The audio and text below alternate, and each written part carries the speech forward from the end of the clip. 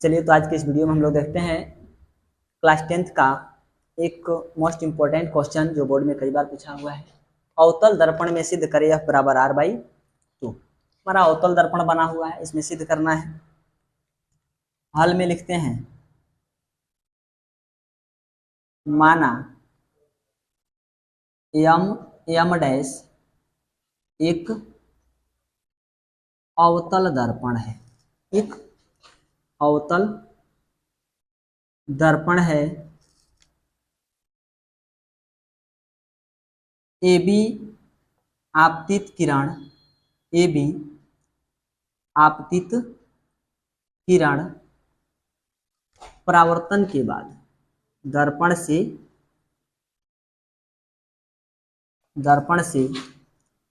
परावर्तन के बाद AB आपतित किरण जो है दर्पण से परावर्तन के बाद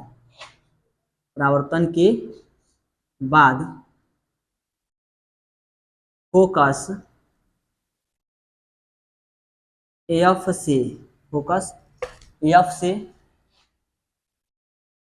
होकर गुजरती है। फोकस F से होकर क्या होती है?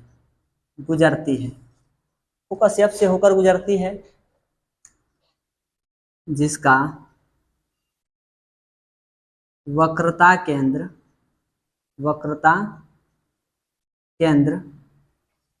C तथा ध्रुव P है।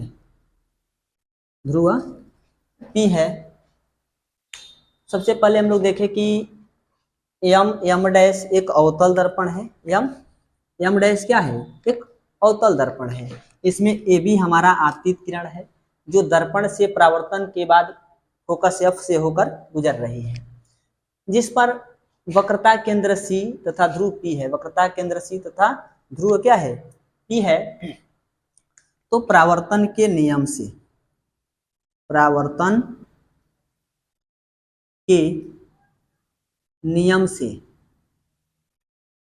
कोण I बराबर कोण R। क्योंकि परावर्तन के नियम में हम लोग पढ़ते हैं कि जब कोई प्रकाश किरण कहीं से टकरा करके परावर्तित होती है तो आपतन कोण जो होता है परावर्तन कोण के बराबर होता है, तथा कोण ABC बराबर कोण BCF। कोण ABC बराबर कोण BCF एकांतर कोण से। किसे? एकांतर कोण से, क्योंकि एकांतर कोण आपस में बराबर होता है। एकांतर कोण आपस में बराबर होता है। अब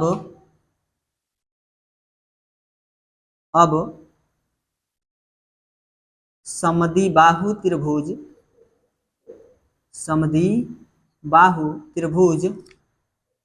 BCF में अब हमें एक समद्विबाहु त्रिभुज मिलेगा BCF। तो BCF में जब समद्विबाहु त्रिभुज मिलेगा तो इसमें CF बराबर होगा FB के। CF बराबर होगा FB के, इसलिए यहाँ पर हो जाएगा CF बराबर FB। समीकरण 1। क्योंकि समद्विबाहु त्रिभुज में हम लोग पढ़ते हैं कि दो भुजा आपस में बराबर होती हैं, तो CF बराबर होगा FB के, इसलिए हम दोनों को क्या किए हैं? बराबर किए हैं। इसको समीकरण 1 मानेंगे।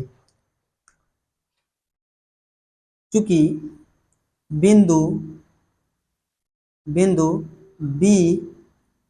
P के बहुत निकट है, P के बहुत ही निकट है। बिंदु B जो है, बिंदु P के बहुत ही निकट है। जब बिंदु B P के बहुत ही निकट होगा तो यहाँ पर हमारा क्या हो जाएगा जी? CF बराबर PF। यानी कि यहाँ पर देखते हैं, क्योंकि CF बराबर FB, ये दोनों भुजा आपस में बराबर होगा, तो ये भी जो PF होगा इस FB के बराबर होगा। यहाँ पर हम क्या लिखते हैं? इसलिए PF बराबर FB। समीकरण 2। अब चूंकि यहाँ पर PF बराबर FB लिखने का रीजन का है, हम अभी पढ़े हैं कि सी एफ बराबर एफ बी, यानी कि यह दोनों भुजा आपस में बराबर है। तो जब बी पी के नजदीक होगा यानी कि इसके पास होगा तो यह भुजा इसके बराबर होगा, तो पी एफ बराबर हम एफ बी लिखे हैं। अब देखते हैं दो समीकरण मिला है हमें, समीकरण 1 और 2। समीकरण 1 और 2 में कॉमन हमें क्या मिल रहा है, R H S. R H S यदि बराबर है तो एल एच एस को भी हम क्या करेंगे, बराबर करेंगे। तो आगे देखते हैं समीकरण 1 एवं 2 से, दो समीकरण मिला है, समीकरण 1 एवं 2 से। समीकरण 1 और 2 में चूंकि आर एच एस बराबर है तो एल एच एस को भी हम बराबर करेंगे। हमारा सी एफ बराबर हो जाएगा पी एफ, सी एफ बराबर पी एफ। अब सी एफ बराबर पी एफ कहने का मतलब, अब यहाँ से यहाँ तक हम पी सी देखते हैं तो यह दूरी हमारा पी सी वक्रता त्रिज्या आर हो जाएगा। क्या हो जाएगा, वक्रता त्रिज्या आर। और पी एफ जो होगा हमारा फोकस दूरी एफ होगा, यहाँ से यहाँ तक की दूरी। ठीक है, सी एफ बराबर हम देखते हैं कि पी एफ, ये दोनों आपस में बराबर है, तो पी सी बराबर C F plus P F. P C बराबर यानी कि वक्रता त्रिज्या, यहाँ से पी सी की दूरी हम देखते हैं तो पी एफ और सी एफ को जोड़ते हैं तो पी सी के बराबर आएगा। तो पी सी बराबर हो जाएगा P F plus P F. चूंकि हम यहाँ पर देखें कि सी एफ पी एफ के बराबर है, सी एफ किसके बराबर है, पी एफ की। तो सी एफ जब पी एफ के बराबर है तो हम सी एफ के जगह पर पी एफ लिख सकते हैं या पी एफ के जगह पर सी एफ लिख सकते हैं। क्योंकि हमें पी एफ मालूम है यानी कि फोकस दूरी, इसलिए यहाँ पर सी एफ के जगह पर हम पी एफ रख देते हैं। तो पी सी बराबर हो जाएगा, पी एफ और पी एफ को जोड़ेंगे तो 2 पी एफ होगा, इसलिए यहाँ पर R इक्वल टू 2F।